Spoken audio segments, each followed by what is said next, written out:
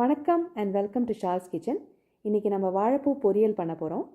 இதுக்கு தேவையான பொருட்கள், இது வாழைப்பூ. அந்த உள்ளே இருக்க ஒரு சின்ன ஸ்டெம் மாதிரி இருக்கும், அதை எடுத்துகிட்டு நல்லா கட் பண்ணி வச்சுருக்கேன். அது தவிர உப்பு, மஞ்சப்பொடி, அரைக்கிறதுக்கு காஞ்ச மிளகாய், ஜீரகம், கொஞ்சமாக வெங்காயம், இது துவரம்பருப்பு ஊற வச்சு ஒரு 1/4 கப் இருக்கும், ஊற வச்சு தண்ணியை வடிகட்டி எடுத்து வச்சுருக்கேன்.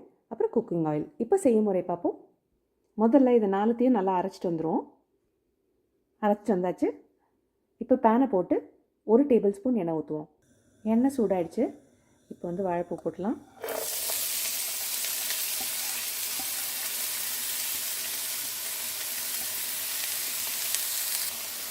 மேலேயே தேவையான அளவு உப்பு, 1/2 ஸ்பூன் மஞ்சள் பொடி,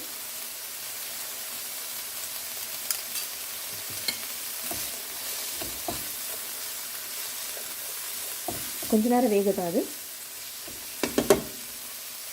வாழைப்பூ லேசாக வதங்கிடுச்சு. இப்போ ஒரு சைடாக ஒதுக்கிட்டு இதை போட்டுருவோம். அடுப்பில் கொஞ்சம் லேசாக பரட்டும். அதை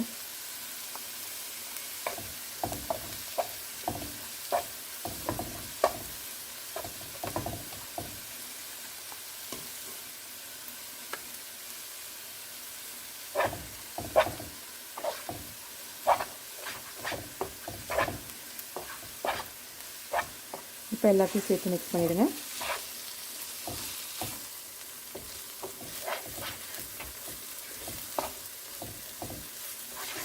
நல்லா ரோஸ்ட் ஆகணும். அது நல்லா குக் ஆகணும்.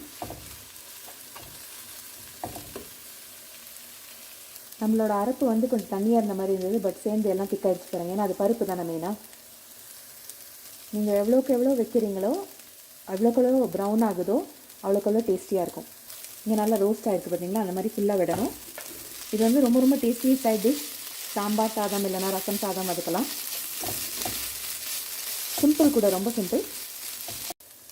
இந்த வாழைப்பூ ஆயிரத்துக்கு தான் நேரம் எடுக்கும், மற்றபடி ஐட்டமே ரொம்ப சீக்கிரமாகிடும். பாருங்கள் எவ்வளோ சூப்பராக வந்துருச்சு. Almost ready. இதை ஒரு போலுக்கு மாற்றிடுவோம். நம்ம வாழைப்பூ பொரியல் செம சூப்பராக ரெடி ஆகிடுச்சுங்க. இதை நீங்களும் ட்ரை பண்ணி பாருங்கள். இந்த ரெசிபி உங்களுக்கு பிடிச்சிருந்ததுன்னா லைக் பண்ணுங்கள், சப்ஸ்கிரைப் பண்ணுங்கள், ஷேர் பண்ணுங்கள். தேங்க்யூ ஃபார் வாட்சிங்.